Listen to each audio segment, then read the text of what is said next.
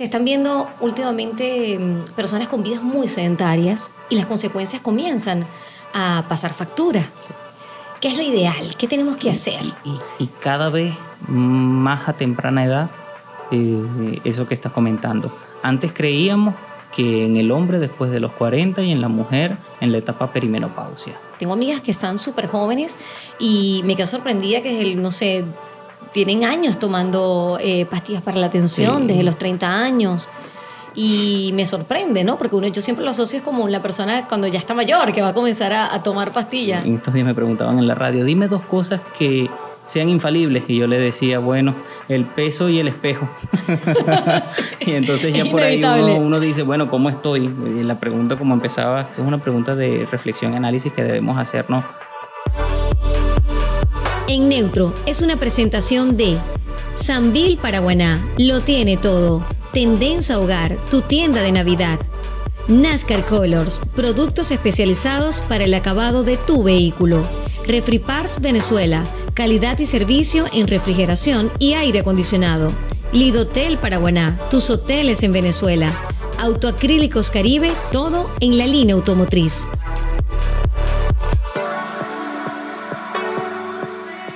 ¿Cómo está tu alimentación? ¿Cómo cuidas tu corazón? ¿Llevas una vida sedentaria? ¿Cómo está tu peso? ¿Cómo está el colesterol? Bueno, son algunas de las preguntas que muchas veces nos podemos hacer, pero ¿qué estamos haciendo ante estas diferentes enfermedades cardiovasculares que están ocurriendo y que cada vez vemos cifras más altas, no solo en adultos, sino también en niños? Precisamente para abordar este tema, hoy me acompaña un invitado de lujo. Él es un especialista graduado en la Universidad del Zulia, en Maracaibo, con posgrado en Medicina Interna, también en Cardiología. Esto es En Neutro. Te saluda Mayra Balbuena y hoy tengo el inmenso placer de conversar con el doctor Raúl David Vargas. ¿Cómo estás, Raúl? Muy bien, mira, muchas gracias por invitarme. Y tengo que decir Raúl David porque, por supuesto, su papá lleva el mismo nombre, ¿no? Sí, señor. Y también es cardiólogo, entonces... Sí, ahora nos dicen Raúl David hijo o Raúl el padre. Y entonces por allí la referencia, ¿quién te va a atender, el hijo o el papá? Siempre, entonces... a mí me dicen lo mismo, porque cuando yo digo, no, él es el doctor de mi papá, pero ¿cuál de los dos Raúl? Raúl David hijo, y yo sí, el hijo. Sí. ¿Cómo estás? Cuéntame. Muy bien. Muy bien, muy bien. ¿Cómo están esos pacientes? Todavía en un proceso de aprendizaje y bueno, y empezando a transitar ese proceso de que de aquí en adelante ese es lo que vas a hacer para toda la vida, porque no fue fácil saber de todo el proceso de aprendizaje que uno obtuvo el momento de salir y enfrentarse al mundo real con todas las responsabilidades, la dedicación y todo lo que eso implica, pero súper contento con lo que se viene desempeñando hasta ahora. ¿Ya tienes cuántos años ejerciendo? Ya casi 4. ¿Dedicado totalmente a la parte de cardiología? Solamente.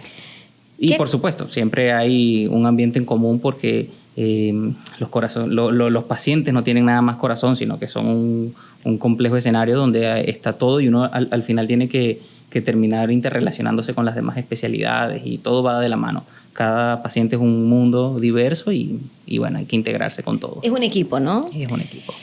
Cuéntame un poquito, Raúl. A veces nosotros pensamos que basta con hacer ejercicios y nos olvidamos un poquito de la alimentación saludable. Basta con llevar una alimentación saludable, pero no hacer ejercicios.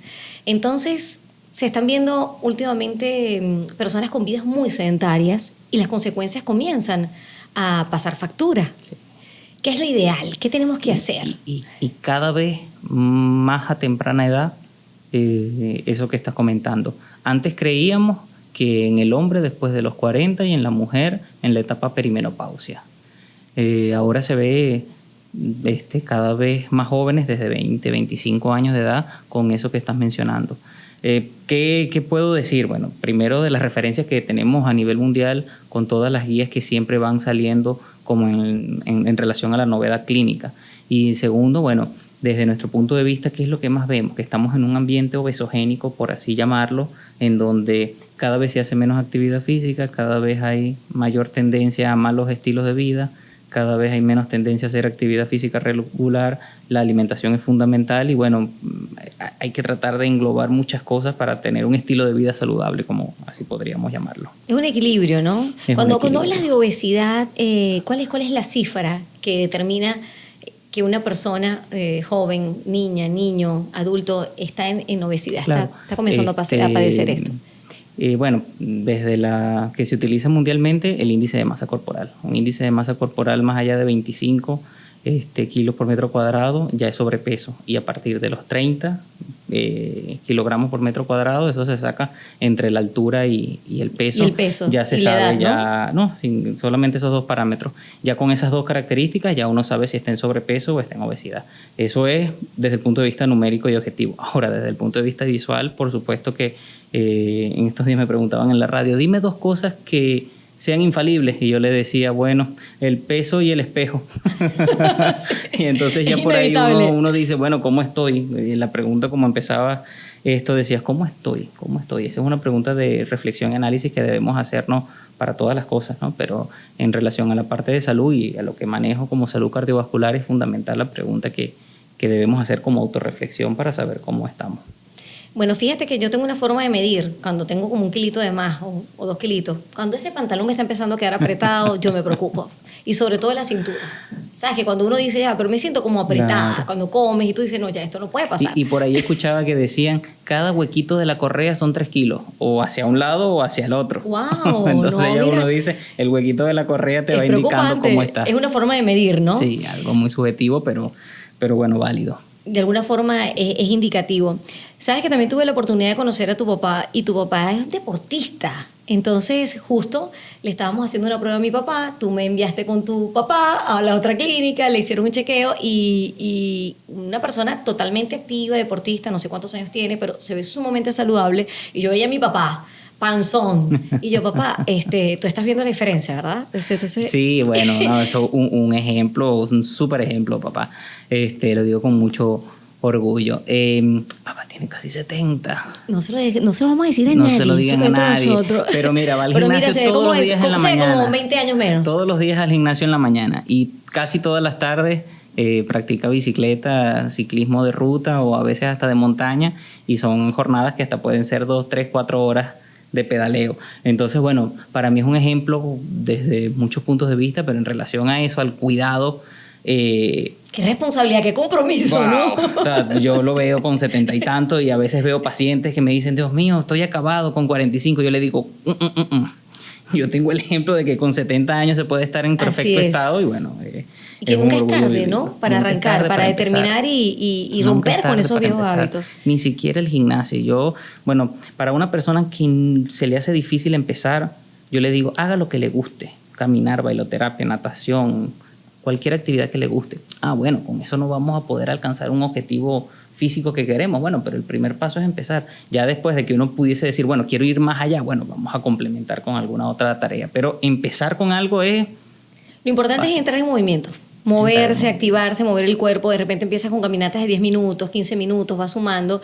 Y hay muchas personas que han empezado así, simplemente a caminar, y después ya las ves haciendo cualquier cantidad de actividad física. Y a veces bailoterapia. O yo le digo a la gente, bueno, búscate a alguien que te estimule, llévate a alguien que te diga, bueno, vamos, porque a veces en la tarde o en la mañana la flojera, la pereza no me permite, pero con alguien que te pueda estimular a esos días donde uno se le pesa el cuerpo, que todos vamos a tener un día de más ánimo, un día de menos. Bueno, eso es importante, poder contar con alguien que te diga, para nada de pereza, vamos a darle. ¿Cuáles son los valores indicativos cuando nos hacemos, o qué exámenes determinan que está comenzándose a presentar un problemita de enfermedad cardiovascular o un indicativo en cuanto a la tensión? Estas personas que comienzan a padecer. Tengo amigas que están súper jóvenes y me quedo sorprendida que, no sé, tienen años tomando pastillas para la tensión, desde los 30 años.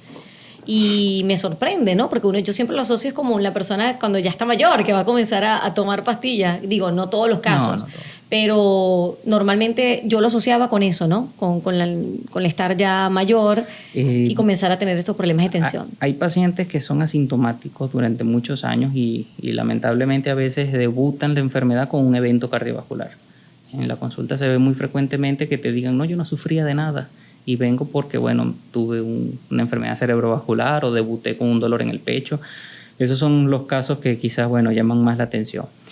Pero el cuerpo a veces habla. El cuerpo te dice, bueno, mira, el cansancio fácil, la fatiga, el dolor en el pecho, dolor de cabeza, las palpitaciones a veces como punto frecuente de manifestación inicial en una consulta, cuáles son los síntomas por los que acude a la consulta. Entonces eso a tomar en cuenta: dolor en el pecho, el cansancio fácil o dificultad para respirar con el esfuerzo físico, palpitaciones. Hay unos más que pueden llamar la atención, como pueden ser por supuesto un desmayo, que en nuestro caso es el estudio del síncope, se llama así, y bueno, por supuesto eso es mucho más relevante. Pero a veces los más puntuales, que son esos más sutiles, en donde por ahí empieza la enfermedad y ya de ahí en adelante, bueno, uno se encargará de buscar en más. ¿Cada cuánto tiempo nos aconseja hacernos un chequeo? Eso depende de la persona y el estado en el que se encuentra cuando lo evalúas basalmente. Vamos a plantear un escenario desde un escenario ideal: alguien joven que no tiene ningún antecedente familiar cardiovascular y que lo quieres ver por primera vez. Entonces tú puedes recomendarle cada año, cada 2 años una evaluación. Ahora, si hay alguna detección de alguna lesión a un órgano de ANEA, por ejemplo, que hay alguna alteración visual, renal, alguna alteración cardiovascular, bueno, eso dependerá de qué tanto es. Ahí sí puede ser un poquito más cercana la evaluación, 6 meses, 3 meses, 1 mes, dependiendo del escenario, como te repito, en el contexto en que se presente. ¿Cómo fue esa etapa estudiantil para ti en la parte universitaria? Lograr 2 posgrados, o sea, primero obtienes la especialización en medicina interna, pero luego entonces te vas a la parte de cardiología. ¿Por qué cardiología? No. ¿Cómo decidir entre tantas cosas? Yo quería ser cardiólogo antes de que ser médico y ser medicina interna. ¿Tú lo tenías claro? Yo lo tenía claro desde chico, sexto grado. Desde sexto grado. No sé qué pasó en el colegio y me tocó una exposición en el corazón. Eso lo recuerdo tal cual. Y esa exposición del corazón en sexto grado, para que veas el impacto que podemos tener en los hijos, ahora que soy padre. En sexto grado, papá me llevó el corazoncito que todavía tiene en el consultorio, que se desarma. Y me dijo: bueno, estos son los ventrículos, las aurículas, este es el corazón. En sexto grado yo di esa exposición. Desde ese día dije: voy a ser cardiólogo. ¡Wow! ¡Qué bonito! Así, definido desde el primer momento. Tú sabes que nosotros cuando estamos pequeños, yo siempre lo he dicho aquí en varias oportunidades con diferentes invitados, uno sueña con ser, no sé, maestro, enfermera, bombero, el caso de los chicos, policía, no sé, pero ya tú lo tenías definido. Definido. Ahora, no fue fácil ese proceso. ¿Por qué? Porque yo soy un amante del deporte también. Entonces yo, en la etapa de adolescencia practicaba fútbol, hacía karate, hacía tenis, hacía atletismo, practicaba toda disciplina que uno quisiera. Y bueno, yo creo que mucha gente también es así. Entonces no tenía una disciplina fija, sino que le decía a papá o a mamá: quiero ahora esto, y para allá iba el muchacho. Quiero ahora esto, y para allá me ponían. Entonces, en la etapa de adolescencia no tenía buenas calificaciones.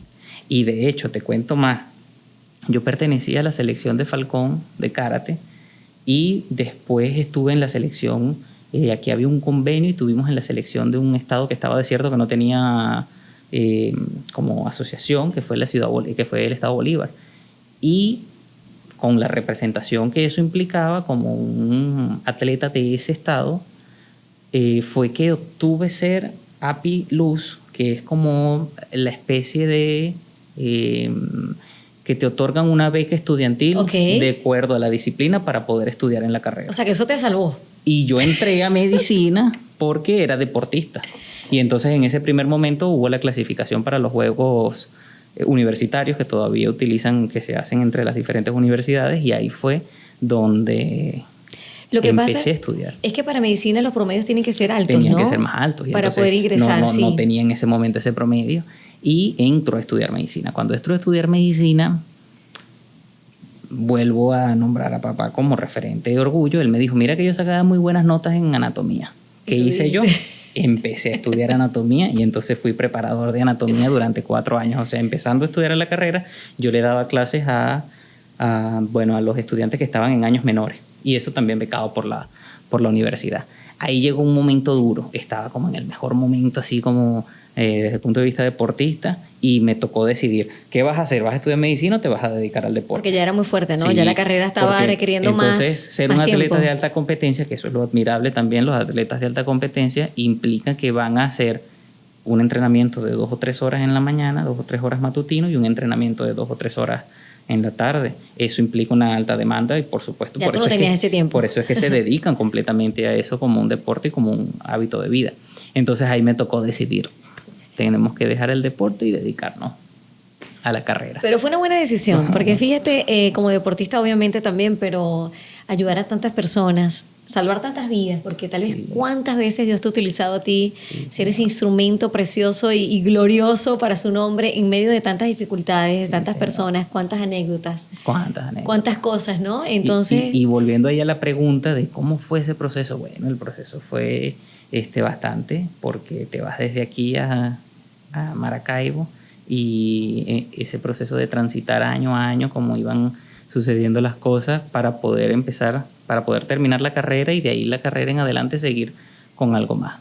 Es que esto no para. No para. O sea, yo de verdad, yo digo que no sé, o sea, esto es una conexión directamente de Dios con ustedes, con los doctores, con los médicos. Esto es algo sobre, como muchas de sus cosas, por supuesto, como casi todo sobrenatural, pero es una profesión que implica tanto amor, tanta dedicación, tanto estudio, tanta entrega, tanto compromiso, porque ¿cómo te desligas tú de un paciente al que lo tienes de repente en cuidado intensivo, a que lo tienes hospitalizado? ¿Cómo dices tú? Yo apago el teléfono, sí. No me acuerdo o sea, es que tu corazón no te lo va a permitir, ni siquiera no vas a poder. Entonces sé que tú tienes una vida normal, pero digo, es ese compromiso, ¿no? Es ese compromiso continuo, tanto de educación médica continua para uno, porque actualizar recurrentemente es una necesidad, porque la sociedad y la demanda tecnológica y de nuevos acontecimientos te lo pide, y además de eso, la parte de educación, la parte profesional, la parte económica y por supuesto la parte que es lo más importante, que es la atención al paciente que te está buscando como ayuda. Entonces, engranar esas 4 cosas y mantenerte continuamente en un esfuerzo que de verdad el que lo vive, que en este caso mi esposa, ya también se queda a veces sorprendida de cómo es que se van llevando todas esas dinámicas. No, y no es fácil. Ahora que hablas de la familia, tienes 2 niños pequeños, 4 años. Uno de 3 y uno de 2. Y uno de 2. Están seguiditos, están en plena etapa de... Estos días los vi corriendo y jugando entre ellos, pero son unos niños hermosos, uno igualito a la mamá, otro igualito al papá, así los veo yo. Caridad es una niña hermosa. Bueno, yo le digo niña porque ella siempre va a ser niña para todas las personas que la conocemos desde más chica, a quien queremos muchísimo, y Dios les dio el privilegio a ustedes de conocerse, de unirse, de formar esta familia tan hermosa. Conozco a su mamá, Brigitte, su papá, tuve la oportunidad de conocer a tu papá. Entonces son una familia hermosa, llena de valores, de compromiso, de amor, de entrega, y es un potencial. Son un equipo maravilloso. Dios te ha dado la ayuda idónea. Tú dices que ella se encarga de la parte administrativa, que tú de eso no sabes nada. Administrativa, gerencial. Todo, ¿no? Y tener también esa paciencia, como dices tú, ella tener esa paciencia, ese acompañamiento en esta carrera que no es fácil. Tener un esposo, cuando los dos no son doctores, cuando los dos no son médicos, es complicado. Entonces es como aprender hacer un balance, un equilibrio. En las tardes te vas a hacer ejercicio con Caridad. Sí, hacemos ejercicio juntos. Ahí tienes una motivación. Un pequeño momentico de tal vez conectar para desestresar, para mantenernos físicamente en un estado lo mejor posible. Y se motivan uno con el otro. Nos acompañamos en eso y bueno, ese es nuestro primer momentico de unión en las tardes. Por supuesto, para las conferencias y para todos los viajes, Caridad está de primera contigo. Sí, señor. Sí, iba junto, ya le dicen la doctora Caridad. La doctora Caridad. Además que parece, ella es hermosa. Sí. Y qué bonito, qué bonito. Bueno, me contenta muchísimo poder conversar contigo, Raúl. Tenía rato ya con ganas de tenerte acá. Estamos incluyendo siempre al mes algunos de los episodios que tengan que ver con el tema salud, porque para nadie es un secreto que también el tema del estrés está pasando facturas. Y el cuerpo de alguna otra forma comienza a somatizar estos niveles de estrés por los que estamos pasando. Y digo estamos pasando porque es una situación general, una situación que viene golpeando a Venezuela, pero sobre todo a nuestra península, a nuestro estado, situación económica, situación país, los servicios también muchas veces fallando acá en la península. Son tantas cosas, entonces vemos tantas personas padeciendo enfermedades, pero muchas de ellas vienen con este nombre, bajo este nombre, ¿no? El estrés. Y cómo él puede incidir en nuestras vidas. Eso que estás mencionando es súper importante. Hace poco hubo un editorial de la Revista Americana de Cardiología donde quizás las cifras, los valores y muchas otras consideraciones que te voy a mencionar parecieran ser una tendencia que hay que disminuir para poder garantizar un estado de vida más ideal. Una de ellas es, por supuesto, el estrés, como lo estás diciendo, estrés laboral, físico, personal, sentimental, económico, social, país. Otro de ellos, muy común y es una pregunta muy frecuente, es el sueño, la calidad de sueño. Tener un sueño adecuado por cuánta cantidad de horas y que sea un sueño reparador, eso es sumamente importante. Vemos que la tendencia es a dormir cada vez menos y a dormir cada vez peor, por múltiples razones, pero el sueño pasa a ser una de ellas. Y bueno, y de ahí en más lo que mencionamos al inicio, que es la actividad física, la parte de alimentación, el consumo del cigarrillo, muchos otros factores que afectan todo eso. Y entonces, de allí, de esos factores, van a venir cifras de cada uno de ellos. Entonces, ¿cuál es la cifra de la tensión ideal? ¿Cuál es la cifra de glicemia ideal? ¿Cuál es el peso ideal? ¿Cuál es la cantidad de sueño ideal? Entonces hay tantos parámetros que uno dice, bueno, pero Dios mío, ¿qué tantas cosas puedo controlar o qué tantas cosas puedo hacer para yo sentir que puedo tener una calidad de vida ideal? Y justo eso que estás mencionando, me estoy pensando con todo lo que estás diciendo, el sueño. Muchas veces pensamos, hay personas que dicen, no, yo duermo 3 horas, yo duermo 4 horas. Yo estuve padeciendo cierto tiempo con problemas de insomnio, gracias a Dios, ya superados. Pero es algo que a largo plazo va a influir físicamente. ¿Por qué? Porque comienza un agotamiento, ¿no? Comienza un agotamiento y es tan necesario el descanso. Otras personas dicen, no, yo no duermo en la noche porque trabajo, me acuesto tarde, pero en el día lo recupero. ¿Es capaz? ¿Es posible recuperar Sí, no, en el día el sueño? Lamentablemente no, el sueño no se logra recuperar. Por ahí leía unas literaturas que reportan que una noche de mal sueño no es recuperable ni siquiera en 6 noches posteriores de buen sueño.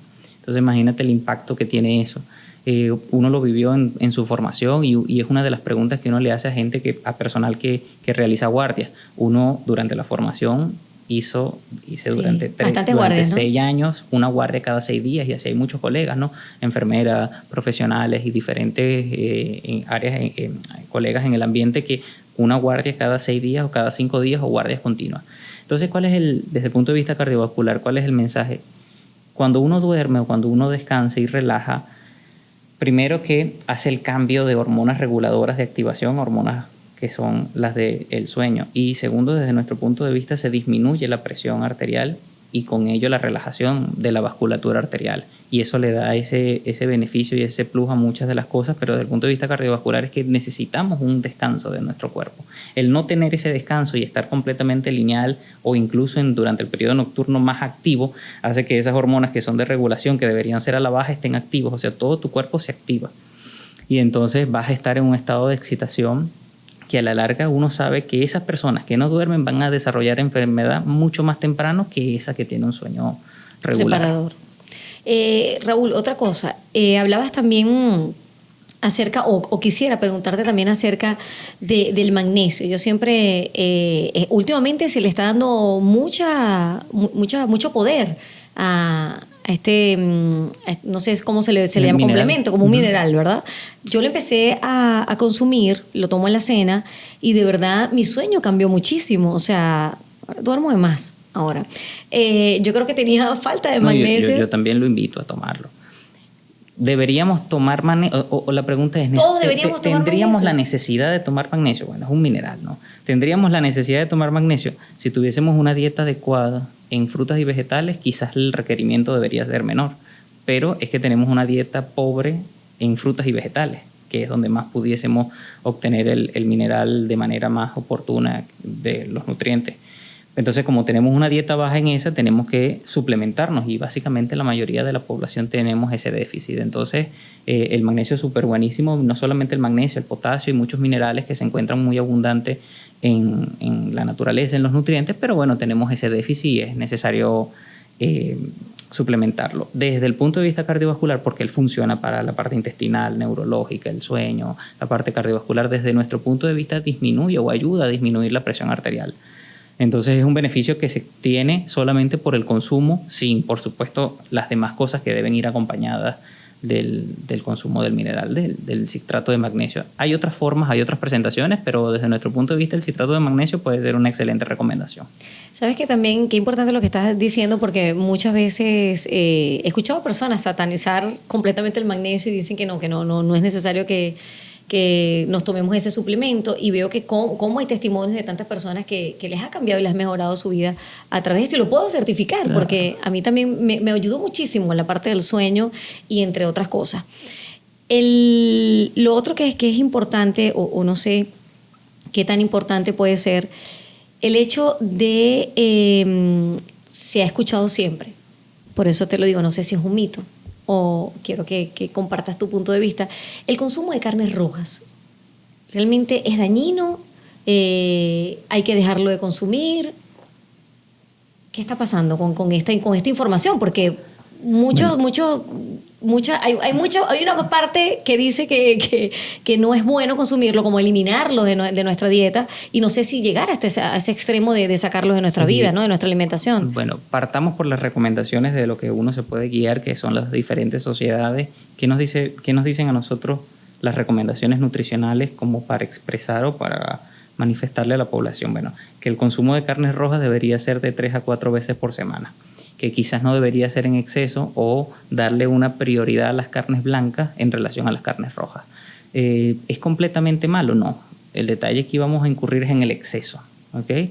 Y por supuesto que dependiendo de cuál sea la calidad de esa carne, porque no es lo mismo quizás en nuestro ambiente donde uno sabe cuál es la procedencia, de dónde viene la carne, o pudiese ser una cosa más sencilla como de abordar ese tema, que es lo que quizás los americanos o los europeos no saben, la procedencia de las carnes, y no saben la procedencia de qué se le hace a ese... ¿Qué tan procesado puede estar? Qué tan procesado sea ese ganado, para que de esa carne sea realmente algo, digamos, alta en calidad de nutrientes. Entonces quizás nosotros aquí en este ambiente no tenemos esa misma recomendación tan fuerte de ese procesamiento de la carne. Tenemos una ventaja. Tenemos una ventaja relativa en ese aspecto, en comparación a quizás los americanos, europeos, que su carne es más procesada, que es más alta en diferentes aditivos químicos, y para hacer su conservación mucho más larga cambian ese proceso. Nosotros quizás tenemos ese poquito de diferencia. Pero vuelvo al punto. Predominantemente una dieta de carnes blancas, no alta en consumo de carnes rojas, pero no está satanizada de ninguna manera. Quizás se lleva al extremo hacia un mito. ¿El doctor Raúl David Vargas hace su parrilla? Sí, cómo no. ¿Come parrilla? Sí. ¿Con todos sus pedacitos de grasa? Con todo su pedacito de grasa, sin ningún problema. Es un equilibrio, ¿no? Es un equilibrio. Igual pasa con el azúcar. El azúcar está obviamente ya estadísticamente comprobado que es dañina para la salud, pero dejarla de consumir completamente. O sea, yo voy a un cumpleaños y me dan un trozo de torta, y yo en toda la semana me estoy cuidando, yo puedo comerme mi trozo de torta. Completamente. O el fin de semana Raúl sale con los niños, con Caridad, con la familia, van a compartir, los niños piden helado, todos quieren comerse una pizza, lo pueden hacer tranquilamente. Lo pueden hacer completamente. Volvemos al punto que es el exceso. Entonces, si no hay un control en la dieta, pareciera que la norma se hace el exceso. Entonces uno dice, bueno, pero es que es este pequeño fuera de mi hábito lo que me va a cambiar o repercutir en la vida. No, o sea, que uno vaya a tener un snack o un salir o un postre de la rutina no va a representar ningún problema. El problema quizás es vivir así. Es vivir así, que esa repetición constante en la que nos encontramos en el ambiente habitual. Y yo le digo al paciente muchas veces, mira, ahorita hay una epidemia, cada vez que uno va a una caja es impresionante, que eso se ha vuelto una moda, que tú vas a pagar cualquier cosa que vayas a comprar y tú te enfrentas a la caja, al cajero, y tú ves un montón de tentaciones a tu alrededor. Allá hay chocolate, gomitas, dulces de todo tipo, de todos los tamaños, para todos los momentos. Ahí se mide tu fortaleza. Ahí se mide la fortaleza. Y entonces, cuando no está fuerte, y no solamente si eso, sino que quizás el tema de ansiedad y el de buscar ese picotear, ese comer constantemente, si no estás fuerte y si no estás enfocado, estable o quizás saciado, vamos a ponerlo desde el punto de vista de que tienes una alimentación regular que te permite cubrir tus necesidades y te sientes saciado, porque el problema a veces es vivir con hambre o vivir con esa tentación de querer picar. Cada vez que te vas a enfrentar a un cajero y vas a comer, vas a cancelar algo, vas a terminar comprando algo que quizás dice, pero necesitaba comer esto. Era necesario esa gomita, ese chocolate, ese golpe de azúcar extra en ese momento determinado, o podía esperarlo a desayunar, almorzar o cenar regularmente como no podía hacer. Entonces, ese es el ambiente obesogénico en el que nos encontramos. Volvemos al punto. Está pasando mucho con los niños, ¿no? Esa es una piedra angular que hay que tratar. A veces queremos premiar al bebé te portaste bien, fuiste a tal parte, o me hiciste caso, o hiciste lo que yo quería que hicieras, y toma, este chocolate, este caramelo, esta gomita. Y entonces uno dice, caramba, pero ¿y entonces cómo hacemos con el azúcar? Vamos a un cumpleaños y en Venezuela, fiesta sin tequeño. Todo es frito. No es fiesta. Pequeño pastelito, sí. pizza, Y entonces empanada. viene el momento de la torta y tiene que estar acompañada del refresco, porque torta sin refresco o quesillo y no dos es. tortas. En casa de mi papá son 3 tortas. Uno dice, wow, pero mira este golpe de azúcar que volvemos a tener repetitivamente. Entonces, uno dice... escoges la torta, pero deja el refresco, ¿no? Ya sabes, Julia.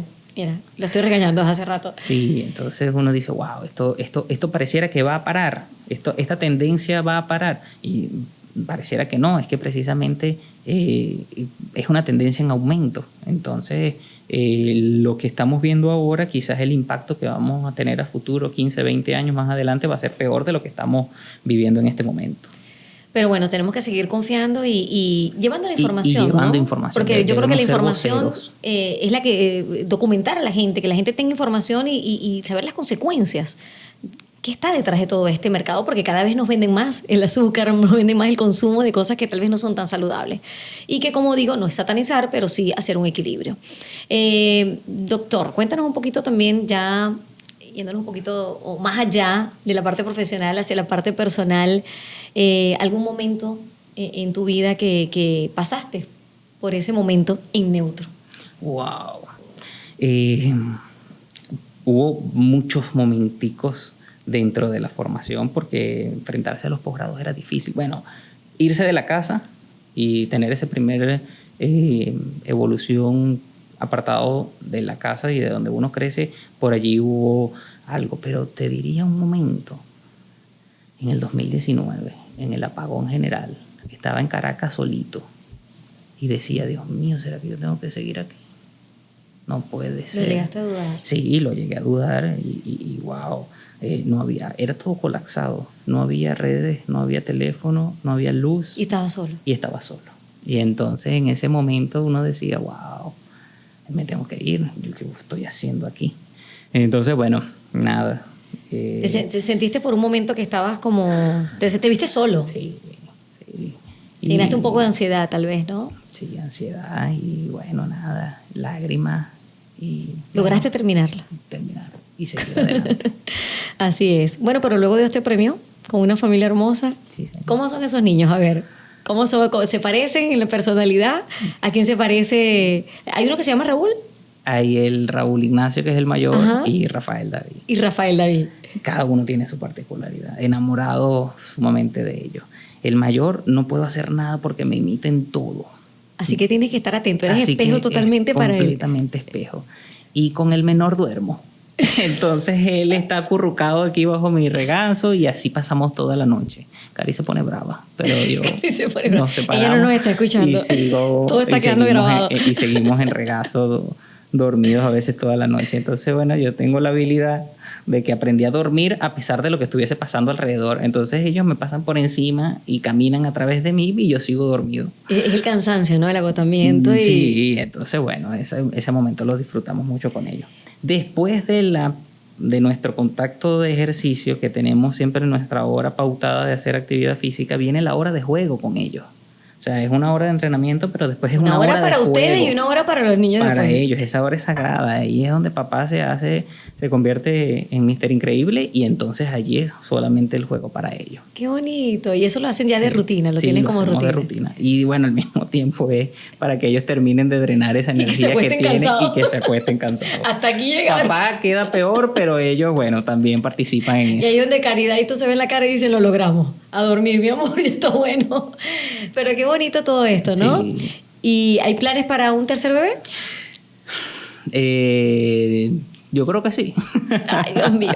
Ya está comprometida, Sí, Cari. yo creo que sí, pero bueno, Es que están pequeños hay que esperar todavía. que crezcan, sí, hay Sí. que esperar que crezcan y nosotros también. Muchas personas te dicen, no, pero no importa, tenlo seguidito. Y yo decía, pero la gente sí era inhumana. ¿Cómo le decían eso a mi mamá? Tuvo 7 hijos seguidos, pobrecita. O sea, nada más hizo una pausa conmigo y, bueno, no estaba en los planes, pero en los planes de Dios sí estaba. Luego de 7 años nace mi hermano menor, pero 7 hijos.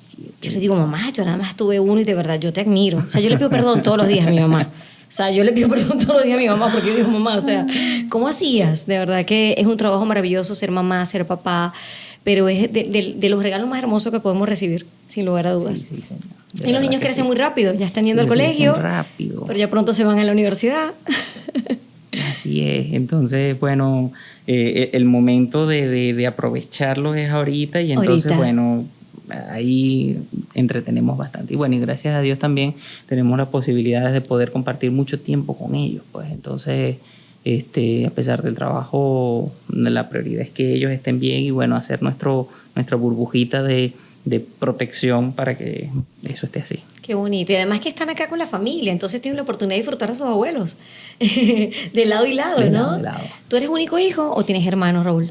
Soy el del medio. Tengo una hermana mayor. ¿Tú eres el hermano sándwich? El hermano, sí, señor. Y un hermano menor. Sí. ¿Alguno de ellos también doctores o no? Fíjate que eso es una pregunta interesante. Yo siempre lo digo. Mi hermana mayor es abogado, no le gustó la medicina. ¿Pero por qué? Porque vivió como lo más difícil de la formación de papá y mamá, como haciendo posgrados, y ella sí tenían que dejarla, papá y mamá, ir a los hospitales haciendo las guardias y ella solita en casa. Claro. No todas las veces, pero sí pasó vivió por esa eso. etapa, Pues entonces claro. ella no quiso repetir ese patrón. Después vengo yo ya con todo hecho y entonces ahí yo sí quería decir, no, yo quiero ser como papá y mamá. Y mi hermano también mi hermano es médico. ¿Tu mamá también es doctora? Sí, mi mamá es hematólogo. Hematólogo. Entonces, y mi hermano menor también es médico y bueno, él también. Hubo, por supuesto, esa figura que enganchó a los dos hijos, a los dos menores. Sí. Qué bonito.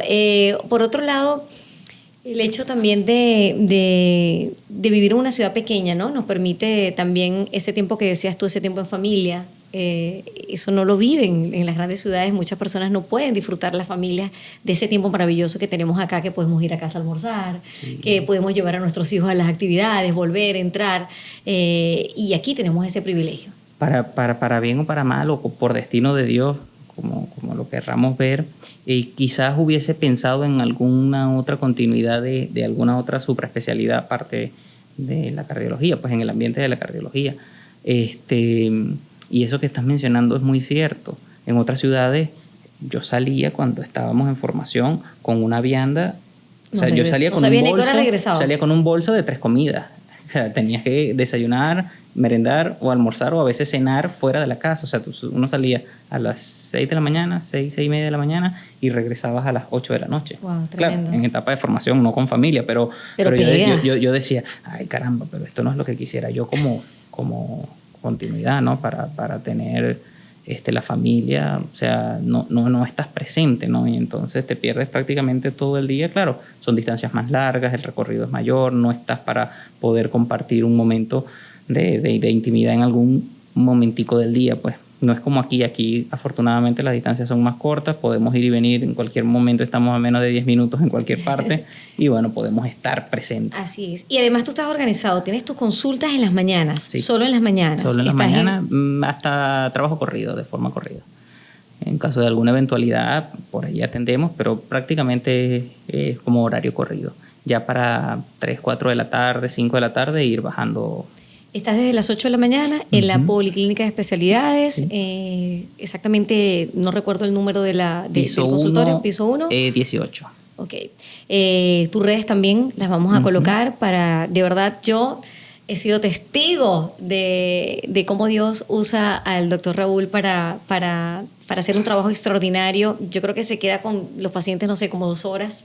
Él hasta que no los revisa y los vuelve a revisar y los vuelve a chequear. Y mira, hasta que ellos se relajen. Es que con mi papá fue un show y en estos días fue y me dijo que fue solo y que salió todo bien. Yo le dije, mira, yo no sé si creerte, pero vamos a pensar que sí. Yo le digo, señor, seguramente el doctor te mandó a bajar esa panza, esa barriguita que no hace caso. Pero bueno, lo cierto es que es eso, es esa entrega, es esa dedicación, es esa formación y también te envío a muchos pacientes, también mi cuñada, mi hermano también es tu paciente, la mamá de mi cuñada. Y bueno, de verdad es un trabajo hermoso que estás haciendo, Raúl, que Dios te dé largura de años, que te dé más sabiduría y que sigas compartiendo con tu familia hermosa, preciosa, que también es un regalo de Dios. Y bueno, nada, que esos corazones, mira, estén así hermosos y fortalecidos en nombre de Dios. Así que todos esos pacientes logren recuperarse, algunos que tengan alguna situación especial y los que van por chequeo, que todo salga bien. Claro. Muchísimas gracias por este tiempo. Gracias a ti, vale. Ya para despedirnos, sí me gustaría preguntarte 3 cositas que son fundamentales para cuidar nuestro corazón, como para que la gente les quede grabado y decir, mira, para cuidar ese corazoncito, fundamentales, para evitar a largo plazo esas enfermedades cardiovasculares. 3 cositas fundamentales. 3 cositas. Sé que son muchas fundamentales, pero 3. Dieta. Fundamental la dieta. Realizar actividad física y un sueño reparador. Con esas 3 cositas estamos listos. Vamos ganando. Así es. Bueno, no olviden compartir el episodio, suscribirse al canal y bueno, gracias Raúl por este hermoso tiempo. Gracias.